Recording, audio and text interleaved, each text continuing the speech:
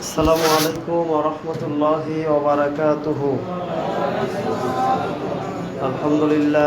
আলহামদুলিল্লাহি নাহমাদুহু ওয়া নাস্তাঈনুহু ওয়া নাস্তাগফিরুহু ওয়া নু'মিনু বিহি ওয়া নাতাওয়াক্কালু আলাইহি ওয়া নাউযু বিল্লাহি মিন শুরুরি আনফুসিনা ওয়া মিন সাইয়্যাতি আ'মালিনা ওয়া আলকাইনা ফীহা রাওয়াসিয়া ওয়া আমবাতনা ফীহা মিন কুল্লি যাওজিন আউনু ইখওয়ানু লূত।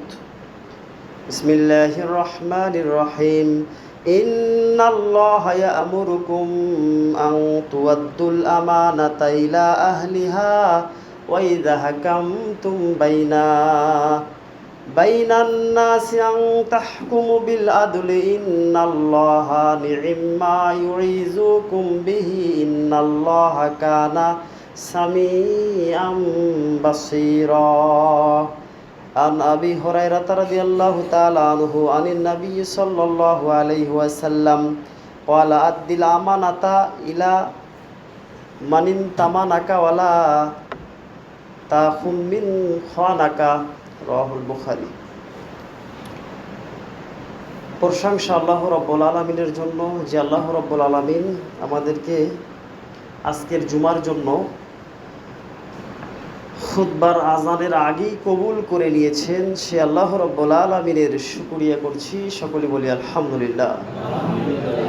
শান্তি বর্ষিত হোক বিশ্বনবী মুহাম্মদুর রাসূলুল্লাহ সাল্লাল্লাহু আলাইহি ওয়াসাল্লামের উপর, যেই নবী করিম সাল্লাল্লাহু আলাইহি ওয়াসাল্লাম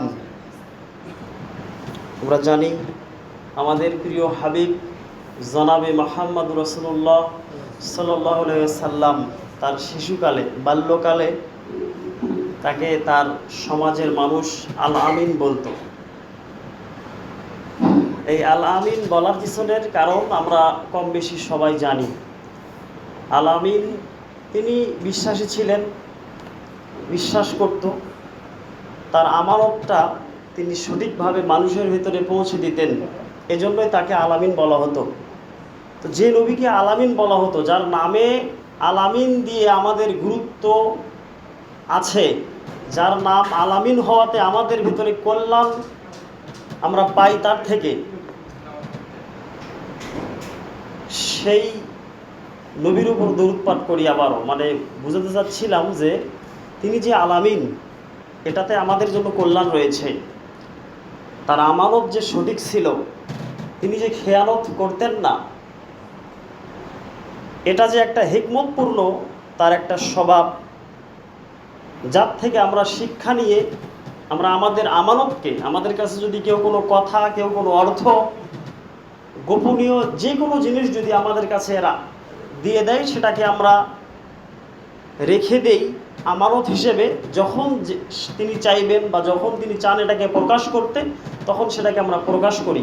নবী সাল্লাল্লাহু আলাইহি সাল্লামের নাম যদি আল আমিন না হতো, নবী সাল্লাল্লাহু আলাইহি সাল্লাম যদি বিশ্বাসী না হতেন, তাহলে আমাদের বর্তমান সময়ে আমরা যে বিভ্রান্তির ভিতরে পড়ে আছি, আমরা আরও কঠিন নির্যাতনের শিকার হতাম, আমরা অনেক ফিতনার ভিতরে পড়ে যেতাম। তো এই জন্যই তো তাকে আমরা আলেম সমাজগণ বলে থাকেন রাহমাতুল লিল আলামিন, বিশ্ববাসীর জন্য রহমত স্বরূপ একজন বিশ্বস্ত নবী। তিনি হচ্ছেন হযরতে মুহাম্মদ রাসূলুল্লাহ সাল্লাল্লাহু আলাইহি ওয়াসাল্লাম। তার উপর আমরা সব সময় দরুদ পাঠ করব, আল্লাহুম্মা সাল্লি আলাইহি আল্লাহুম্মা বারিক আলাইহি। কেননা এটা আমরা জানি যে তার উপর দরুদ পাঠ করলে আল্লাহ রাব্বুল আলামিন দরুদ পাঠ করনেওয়ালা ব্যক্তির উপরে 10 বার রহমত দিয়ে দেন। সুবহানাল্লাহ। এই জন্য আমরা কোনো ক্ষেত্রেই কার্পণ্যতা করব না নবী সাল্লাল্লাহু আলাইহি সাল্লামের নাম শোনা মাত্রই। তবে সাবধান, নবী সাল্লাল্লাহু আলাইহি সাল্লামের নাম এক জায়গায় শুনলে সাল্লাল্লাহু আলাইহি সাল্লাম বলা ঠিক নয়। সেখানে তার নাম যেভাবে উচ্চারণ হয় সেভাবেই বলতে হবে। সেটা হচ্ছে আজান। আমাদের এই সমাজে অনেক ব্যক্তিকে আমরা দেখতে পাই, যখন আজান দেওয়া হয় আশহাদু আন্না মুহাম্মাদার রাসূলুল্লাহ বলি না আমরা, এখানে অনেকেই একটি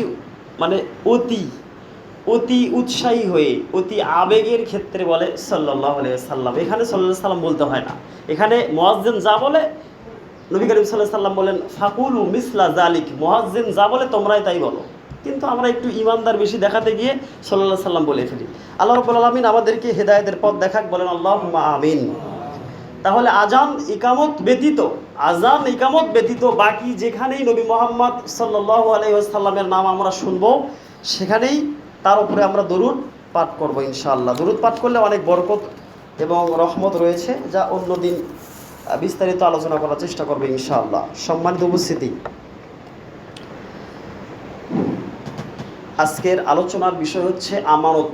আমানত সম্পর্কিত বিভিন্ন তথ্য কোরআন এবং হাদিস থেকে আপনাদেরকে গুরুত্বপূর্ণ উপকারী বক্তব্য শোনানোর চেষ্টা করব ইনশাআল্লাহ। ওমা তৌফিকি ইল্লা বিল্লাহ আলাইহি তাওয়াক্কালতু ওয়া ইলাইহি উনীব। সম্মানিত উপস্থিতি, আমানত এটা একটা আরবি প্রতিশব্দ। আরবি শব্দ আমানাতুন, হামজা জবর আ, মিম আলিফ জবর মা, আমা, নুন জবর না, গোলতা, মানে তা দুই পেশ তুন, আমানাতুন। এই আমানাতুন শব্দের অর্থ হচ্ছে গচ্ছিত রাখা। এর অনেকগুলো অর্থ রয়েছে। এই আমানতের একটা বিপরীত শব্দ রয়েছে খিয়ানাতুন, এটা একটা আরবি শব্দ, যেটাকে আমরা বাংলাতে খিয়ানত বুঝি।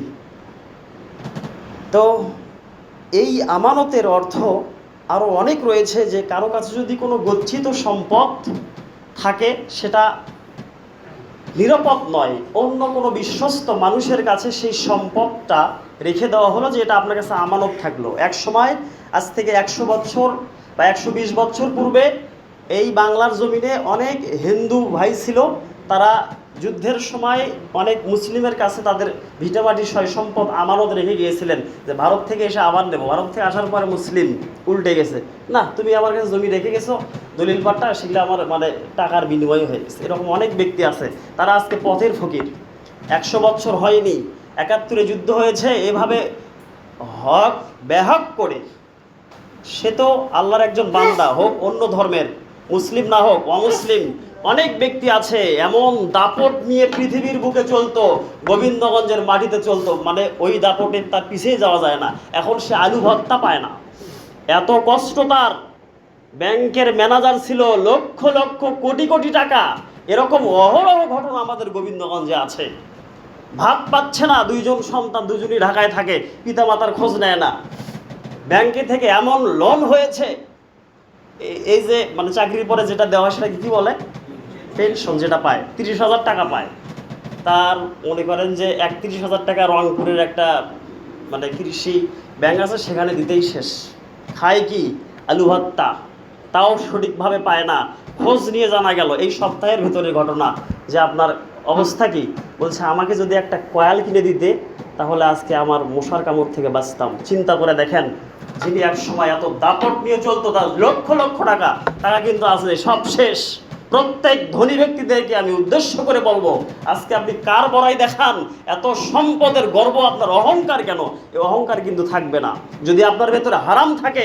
আজকের আলোচনায় আমি ফুটিয়ে তুলবো 4টি বিষয়।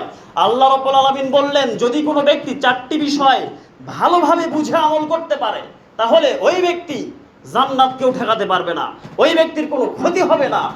আর সবচাইতে বড় কথা হচ্ছে, যে ব্যক্তি আল্লাহর ভালোবাসা পেতে চায়, আর যে ব্যক্তি মনে করে যে আল্লাহ আমাকে ভালোবাসে, অর্থাৎ সে যদি বুঝে নিতে চায় যে আল্লাহ আমাকে ভালোবাসে কি না, এই 4টি গুণ যদি কারো ভেতরে থাকে, তাহলে তাকে বুঝে নিতে হবে আল্লাহ তাকে ভালোবাসে। আর 4টি গুণ যার ভেতরে থাকবে না, তাকে আল্লাহ ভালোবাসবে না। একটু পরে হাদিস বলবো ইনশাআল্লাহ। সম্মানিত উপস্থিতি, আমানত রক্ষা করা কঠিন কাজ। আমানত আমাদের পিতা আদম আলাইহিস সালাম একটুতে রক্ষা করতে পারেননি। আল্লাহ রাব্বুল আলামিন জান্নাতে তাকে দাখিল করলেন, তৈরি করলেন, মা হাওয়া আলাইহিস সালামকে তৈরি করলেন। করার পরে আল্লাহ পাক বললেন যে এই যে গাছের নিকটবর্তী তোমরা হয়েও না, গাছের নিকটবর্তী হলেই তোমরা বিপদগামী হয়ে যাবে।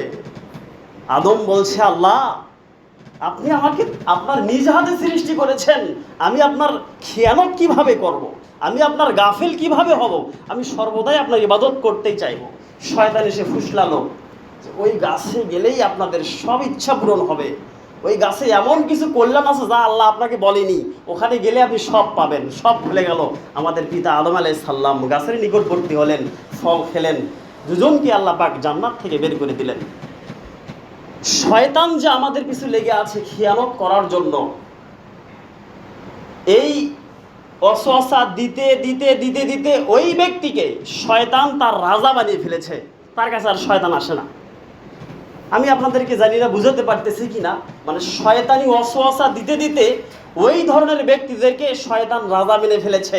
শয়তান বলে ওই এলাকায় আমাকে আর যেতে হবে না, ও আমার সাথে বেশি জানে, আমাকে আর ওয়াসওয়াসা দেওয়া লাগবে না, ও আমাকে ওয়াসওয়াসা দেয়। ও এমনভাবে লাগে মানুষ মানুষ আল্লাহ রাব্বুল আলামিন এই ধরনের মানুষ থেকে বাঁচার জন্য সকাল সন্ধ্যায় দুটি সূরা দোয়া পাঠ করার কথা বলেছেন।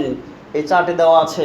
এরপর আপনারা সবাই জানেন সূরা নাস এবং ফালাস যদি সকাল সন্ধ্যায় কোনো ব্যক্তি পাঠ করে, এই রকম মানুষরূপী শয়তান থেকে আল্লাহ পাক তাকে রক্ষা করবেন। যারা খিয়ানত করে, খিয়ানত করতে করতে যারা মানুষকে খিয়ানতের পাত্র ভাবে, খিয়ানত করতে করতে মানুষকে ভাবে যে এও মনে হয় তরকারি চুরি করে। তরকারি চুরি করা লোক আছে না পৃথিবীতে? তরকারি চুরি করে খায়, মানুষের হক মেরে খায়। এই রকম ব্যক্তিরা আজ অন্য অন্য ব্যক্তিদেরকে যারা 5 ওয়াক্ত সালাত আদায় করে তাদেরকে মনে করে যে এরাও বেন তরকারি মেরে খায়। শোনেন, একটি সাধারণ একটি বানী ইসরায়েলের একটা ঘটনা বলবো, গল্পের মাধ্যমে জ্ঞান। আপনারা সবাই এই ঘটনাটা জানেন, ঘটনা বললেই বুঝতে পারবেন। এক ব্যক্তি তাহাজ্জুদ সালাত পড়ার জন্য প্রতিদিন বাড়ি থেকে স্ত্রীর সাথে থাকার পরে নদীতে গিয়ে ফরজ গোসল সেরে তাহাজ্জুদ সালাত আদায় করতে করতে একদিন তিনি দেখতে পেলেন নদীর ওই পাশের কিনারায় এক ব্যক্তি গোসল করছে। তাহাজ্জুদ গোজার ব্যক্তিটি স্মরণ করছে যে আমি মনে করেছিলাম এই সমাজের ভেতরে, এই গ্রামের ভেতরে শুধু একমাত্র আমি ইমানদার, আমি শুধু তাহাজ্জুদ পড়ি, আর কেউ পড়ে না। কিন্তু আমার আজকে ধারণা পাল্টে গেল, ওই নদীর ওই পাশে যে ব্যক্তি গোসল করছে সেও মনে হয় আমার মতো তাহাজ্জুদ আদায় করে। আর ওই ব্যক্তি ছিল চোর, সে সারা রাত্রি চুরি করে নদীতে এসে গোসল করে বাড়ি ফেরে। ওই ব্যক্তি মনে করে যে আমি এই গ্রামে একলাই চোর, আর কোনো চোর নাই। কিন্তু আজকে আমার ধারণা পাল্টে গেল, ওর পারে একজন আছে, ও চুরি করে। ধারণা যাই যেটা করে তার সেটাই ধারণা। এই খিয়ানত আপনাকে পশু বানিয়ে দিচ্ছে, যার জন্য আপনি মানুষকে অন্য মনস্ক ভাবছেন। সম্মানিত উপস্থিতি, সমজদাই কি লিয়ে ইশারায় ভি কাফি হে।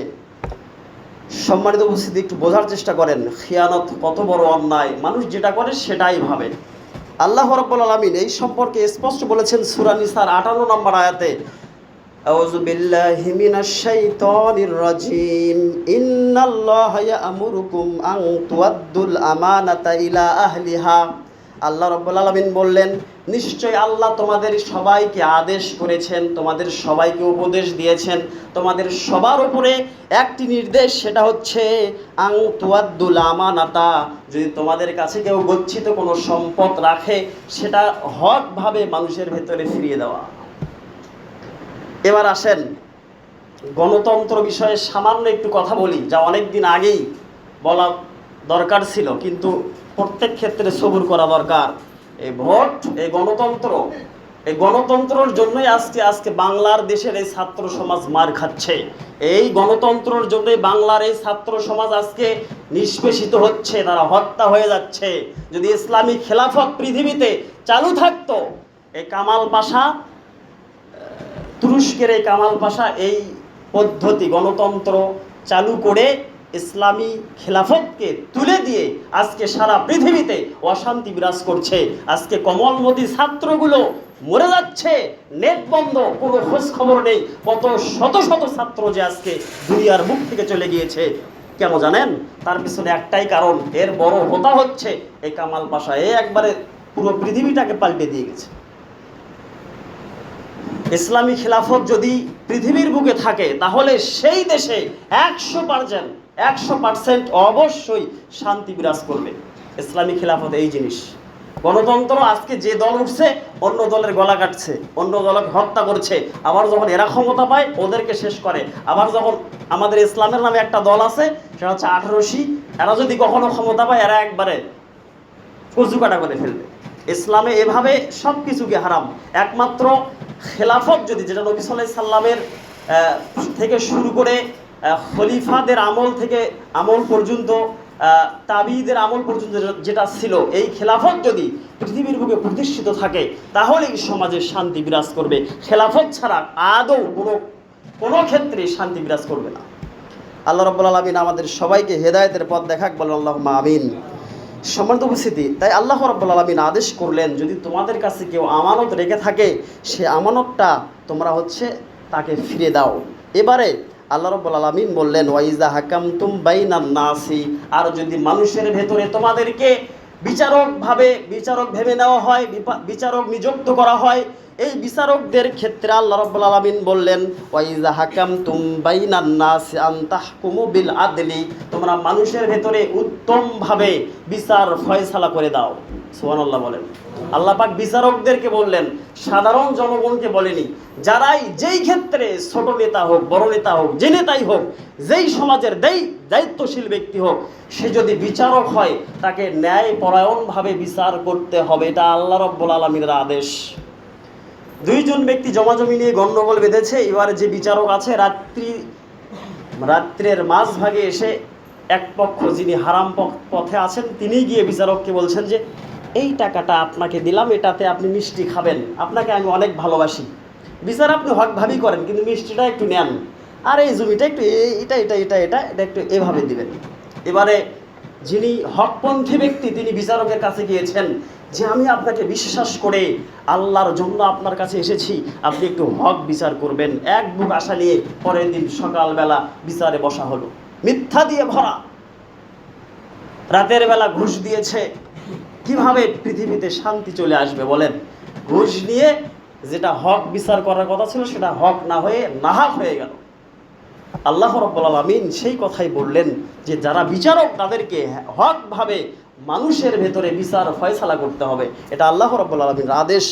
আল্লাহ রাব্বুল আলামিন বললেন, ইন্নাল্লাহা নি'ম্মা ইয়াইযুকুম বিহি, এই দুটি বিষয় তোমাদের জন্য উপদেশ স্বরূপ, তোমরা এই দুটি বিষয় থেকে উপদেশ গ্রহণ করো। এক, খেয়ানত সম্পর্কে তোমরা ভালোভাবে ভীতি প্রদর্শন করলেন আল্লাহ রাব্বুল আলামিন, যে তোমরা খেয়ানত সম্পর্কে ভয় নিয়ে আসো। খেয়ানত করলে জান্নাত হবে না। খেয়ানত যে ব্যক্তি করবে সে কশ্চিনকালেও জান্নাত পাবে না। যে ব্যক্তির ভেতরে খেয়ানত থাকবে সে কশ্চিনকালেও জান্নাতে প্রবেশ করতে পারবে না। সে হজ করুক, লক্ষ লক্ষ টাকা শেষ করুক, যদি তার ভেতরে খেয়ানত থাকে, সে কপালে কালো দাগ ফেলে দেখ, যদি সালাত আদায় করে, রমজানের সিয়াম পালন করে চিকন হয়ে যাক, তবুও সে জান্নাত পাবে না, তার ভেতরে খেয়ানত রয়েছে। এই যে গণতন্ত্রের কথা ভুলে গেছিলাম, যে ভোটের জন্য যে টাকাগুলো মানুষ নিচ্ছে আর খাচ্ছে, হালালকে হারাম করছে, এই ব্যক্তিরা কিভাবে ভাবে যে আমি জান্নাতে যাব?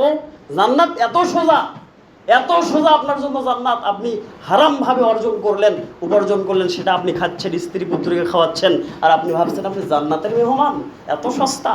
আল্লাহ রাব্বুল আলামিন বোঝার তৌফিক দান করুক, আল্লাহুম্মা আমিন।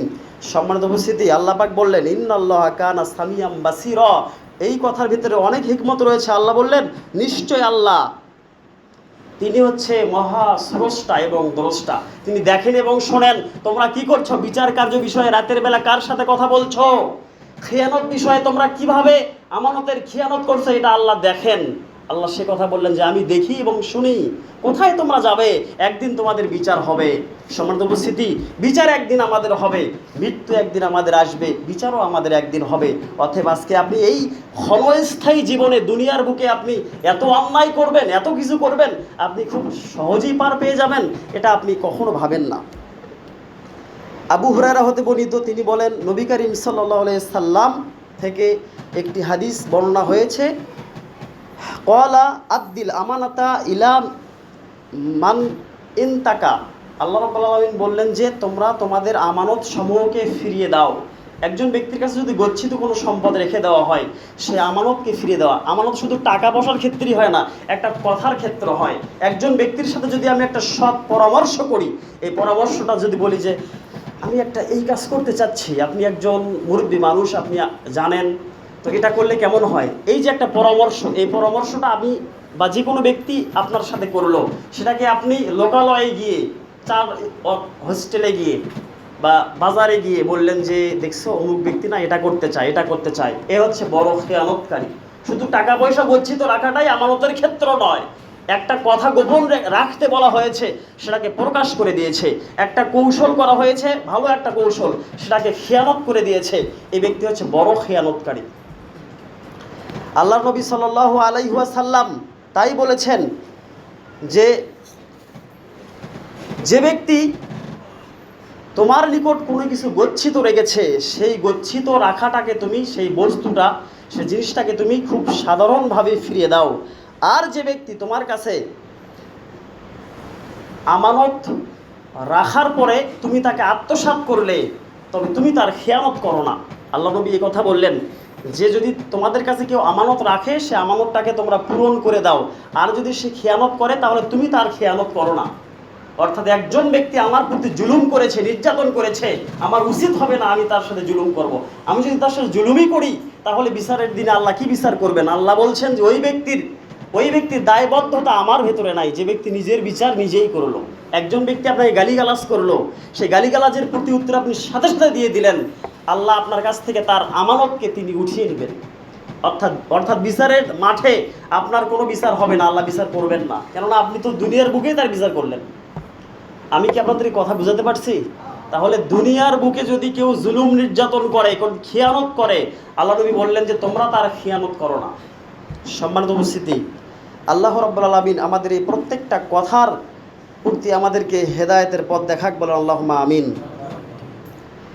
এবারে আরও একটি সূরা আনফালের 27 নম্বর আয়াতে খিয়ানত না করার একটা নির্দেশ রয়েছে। আল্লাহ পাক বলেন, আউযু বিল্লাহি মিনাশ শাইতানির রাজিম, ইয়া আইয়ুহাল্লাযীনা আমানু লা তাখুনুল্লাহা ওয়া রাসূলাহু ওয়া লা তাখুনু আমানাতাকুম ওয়া আনতুম তা'লামুন। আল্লাহ বললেন, তোমরা কখনোই মানুষের সাথে খেয়ানত করো না। এই খেয়ানত না করার জন্য আল্লাহ এবং তার রাসূল নিষেধ করেছেন। আল্লাহ বললেন, হে মুমিনগণ, তোমরা অন্যের খেয়ানত করো না। এই খেয়ানত করাটাকে আল্লাহ রাব্বুল আলামিন এবং তার নবী নিষেধ করেছেন। আর আল্লাহ বললেন, ওয়াংতুম তা'লামুন, আর এই খেয়ানতের গুরুত্ব সম্পর্কে তোমরা সবাই বোঝো। যারা যারা হারাম খায়, যারা হারামের সাথে জড়িত আছে, প্রত্যেক ব্যক্তি বুঝতে পারে যে আমার এই উপার্জনটা হারাম হচ্ছে, তবুও সে উপার্জন করেই যাচ্ছে। হারাম কিন্তু নিজেই স্পষ্ট বোঝা যায়, কিন্তু অন্যের ওপর দোষ চাপানো ঠিক নয়। আপনি হারাম খান বিধায় আপনি অন্যকে হারাম ভাববেন, এটা আপনার জন্য ঠিক নয়। আল্লাহ রাব্বুল আলামিন আমাদেরকে বোঝার তৌফিক দান করুক, আল্লাহুম্মা আমিন। আল্লাহ রাব্বুল আলামিন আরও বলেছেন যে ওই 4টি গুণ যার ভেতরে থাকবে, সে ব্যক্তিকে বুঝতে হবে তাকে আল্লাহ ভালোবাসেন। অর্থাৎ আল্লাহ ভালোবাসেন কি না এটা বোঝার জন্য আপনার আমার ভেতরে 4টি গুণ থাকতে হবে। 4টি গুণ থাকলেই আপনি আমি স্পষ্ট বুঝতে পারবো যে আল্লাহ রাব্বুল আলামিন আমাদেরকে ভালোবাসেন। আল্লাহ রাব্বুল আলামিন হাদিসের এই কথায় স্পষ্ট বলে দিয়েছেন। আপনারা একটু সবাই একটু এগিয়ে এগিয়ে বসেন তো, দয়া করে সামনের দিকে আগান।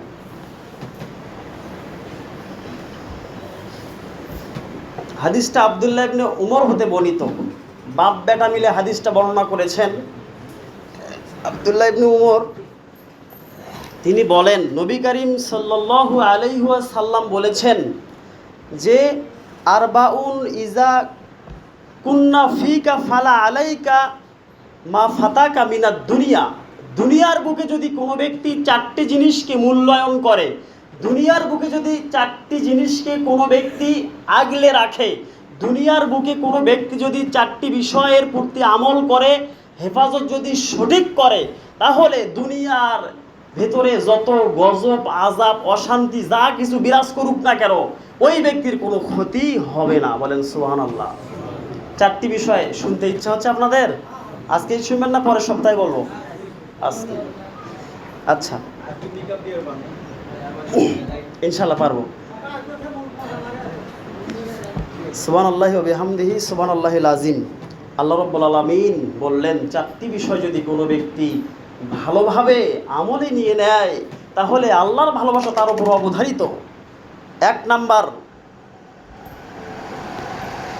হেফজু আমানাতা, যে ব্যক্তি আমানতের হেফাজত করবে, যে ব্যক্তি আমানতের হেফাজত করবে, সেই ব্যক্তির উপরে আল্লাহর ভালোবাসা আসবে, আল্লাহ তাকে ভালোবাসবেন। 2 নাম্বার হচ্ছে ওয়াসিদকুল হাদিস, সেটা হচ্ছে উত্তম কথা, সত্য কথা বলা। একজন ব্যক্তির ক্ষেত্রে একটা অন্যায় হয়েছে, অন্যায়টা জানার পরে আপনি হক কথা বলেন না। হক কথা বলতে আপনার ভয় হয়, হক কথা বললে যে আমার উপর কী বিপদ চলে আসবে, এই জন্য কেউ হক কথা বলে না। যদি কোনো ব্যক্তি হক কথা বলতে পারে তাহলে আল্লাহর ভালোবাসা তার উপর আসবে। তিন নাম্বার হচ্ছে ওয়া হুসনুল খলিকা। তৃতীয় নম্বর হচ্ছে উত্তম চরিত্র। চরিত্র যদি সুন্দর থাকে আল্লাহর ভালোবাসা অবশ্যই আসবে। 4 নাম্বার হচ্ছে ইফাতুন ফি তুমাতিন, হালাল রুজি ভক্ষণ করা। হালাল রুজি ভক্ষণ যদি কোনো ব্যক্তি করে তাহলে আল্লাহর ভালোবাসা তার উপর আসবে। 4টি গুণ থাকতে হবে, একটা কম হলে হবে না। একটা কম হলে আপনার ভেতরে হারাম প্রবেশ করবে। 1 নাম্বার, আমার সাথে আবার বলেন, 1 নাম্বার হচ্ছে আমানতের হেফাজত করা। কিসের হেফাজত? আমানত। কেউ যদি কোনো কথা দেয়, কেউ যদি কোনো একটা পরামর্শ চায়, কেউ যদি টাকা রাখতে বলে, সেটা আপনি খেয়ানত করে ফেললেন। আমরা দেখতে পাই, আমরা আমাদের পার্শ্ববর্তী একটা বিশাল বড় মাদ্রাসা আছে, শিক্ষা নিতে হবে। কি মাদ্রাসা এটা? হচ্ছে জান্নাতপুরের বড় মাদ্রাসা। মাদ্রাসা ধ্বংস হওয়ার পিছনে কি কারণ জানেন? খেয়ানতের জন্য। যা সম্পদ দিয়েছিল আমেরিকা থেকে, কুয়েত থেকে, সেই সম্পদগুলো যে কোনো এক ব্যক্তি গ্রাস করেছে। এই খেয়ানতের জন্য মাদ্রাসা ধ্বংসের পর্যায়ে। প্রত্যেকটা প্রতিষ্ঠানের ক্ষেত্রে যদি আপনি একজন ব্যবসায়ী হন, একজন কর্মচারী রাখেন, সেই কর্মচারী যদি খেয়ানতকারী হয়, আপনি ব্যবসাতে শান্তি পাবেন না, আপনার ব্যবসাতে শান্তি হবে না, আপনার ব্যবসায় লস হয়ে যাবে, কেননা আপনার ব্যবসা প্রতিষ্ঠানে খেয়ানতকারী আছে। প্রত্যেকটা প্রতিষ্ঠানের ক্ষেত্রে আপনি এখন ভাবেন যে খেয়ানতকারী কোথায় কোথায় বসে রেখেছেন। খেয়ানতকারী যদি পৃথিবীর বুকে কেউ থাকে তাহলে বাংলাদেশি একমাত্র আমার মনে হয় বেশি আছে। বাংলাদেশে যেভাবে গরিবদেরকে সহায়তা দেওয়া হচ্ছে, গরিবরা সেটা পাচ্ছে না। খেয়ানত কে করছে? ওপরে সে লোক আছে।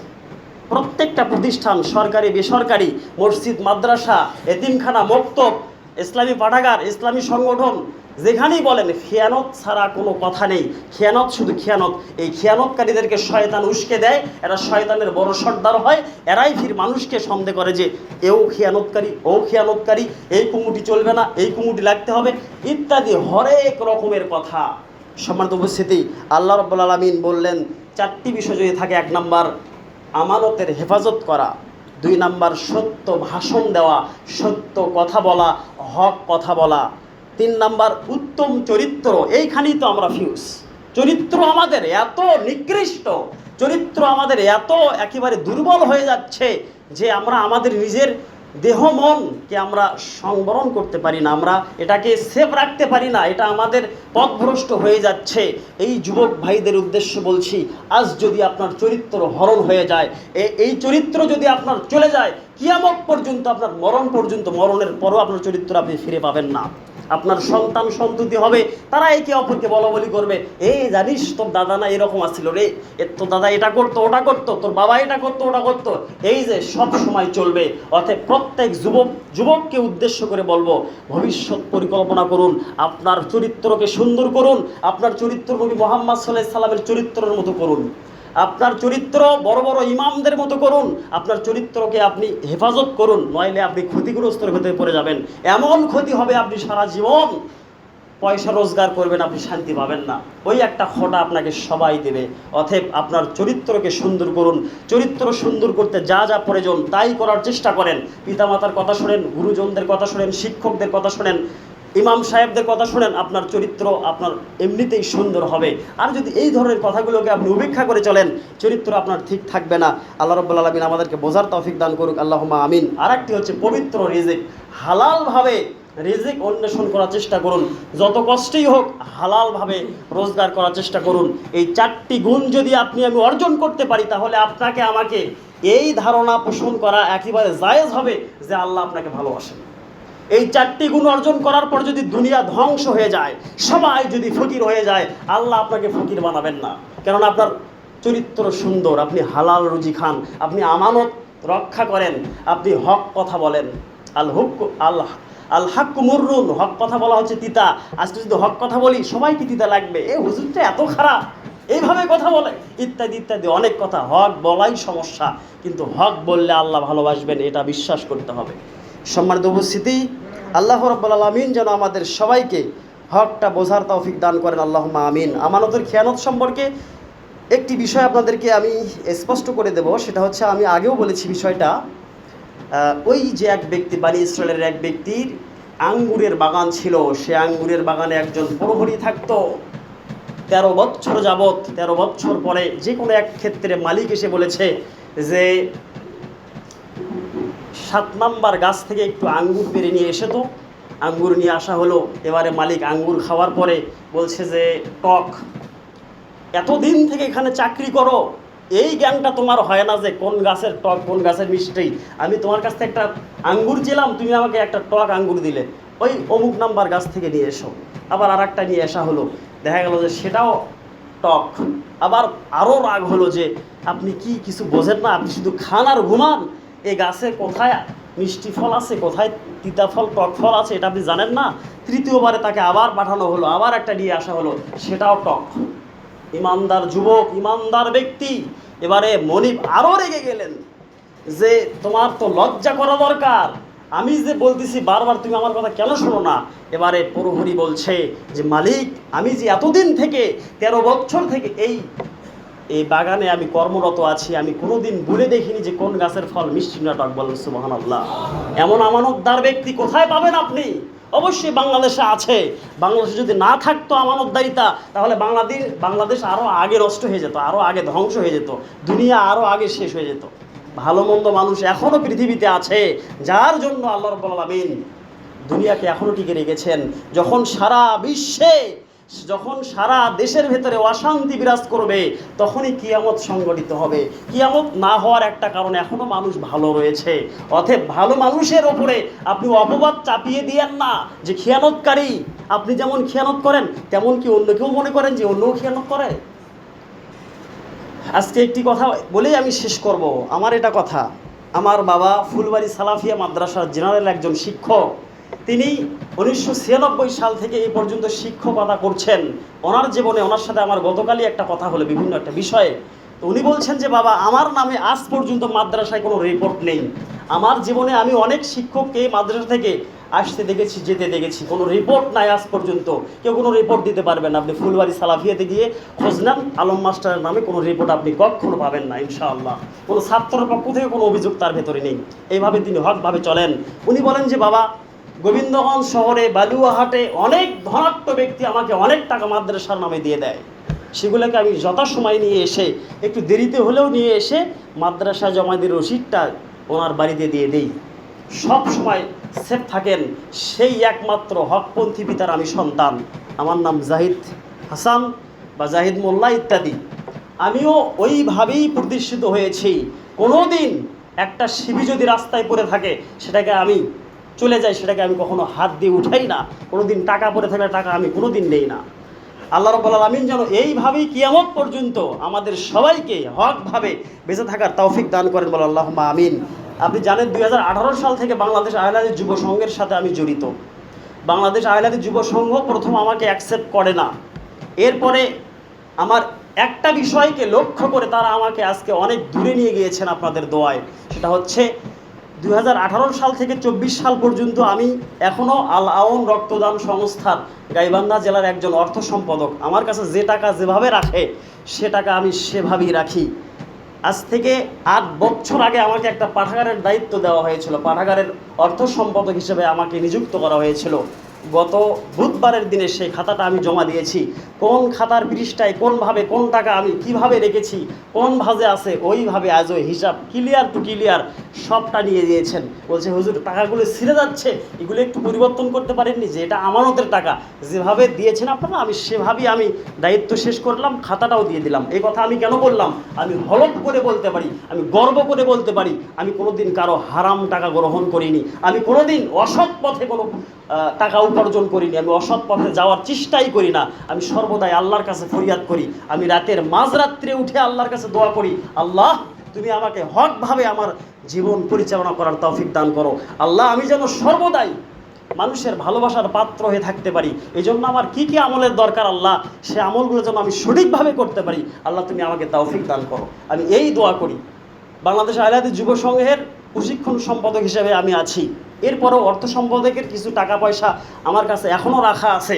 এই রাখা টাকাগুলো আমার কাছে এখনও গচ্ছিত আছে। যখন আমার কাছে সভাপতি সাহেব যে টাকা চায় সাথে সাথে আমি সেটাকে বের করে দিই।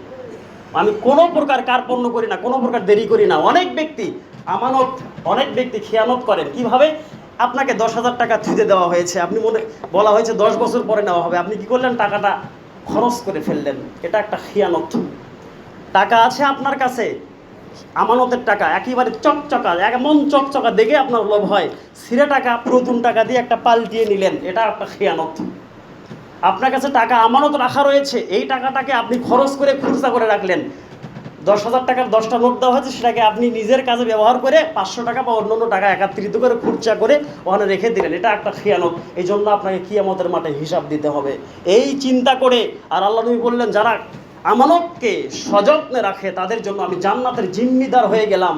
আমি সাধারণ 2 টাকা খেয়ানত করে কেন আমি আমার জান্নাতকে হারাবো? সম্মানিত উপস্থিতি, আল্লাহ রাব্বুল আলামিন আমাদের সবাইকে এই আমানতের প্রতি যথেষ্ট বোঝমান হওয়ার তৌফিক দান করুক, বলেন আল্লাহুম্মা আমিন। আগামী সপ্তাহে আমানতের উপরে আরও কিছু আলোচনা হবে, আপনারা আগে ভাগে আসার চেষ্টা করবেন। আজকে খুতবার আজানের পূর্বে প্রায় 38 জন ব্যক্তি মসজিদে আগে এসেছেন। আমি আশা করব আপনারা নিজের সওয়াবকে বাড়ানোর জন্য আরও একটু আগে ভাগে আসার চেষ্টা করবেন। খুতবার আগে যত আসবেন আপনার মর্যাদা তত বেড়ে যাবে। আল্লাহ রাব্বুল আলামিন আমাদের সবাইকে হকটা বোঝার তৌফিক দান করুক। আল্লাহুম্মা আমিন। আকুলি কওলি হাযা আস্তাগফিরুল্লাহ লি ওয়া লাকুম ওয়া লিসাইরিল মুসলিমিন।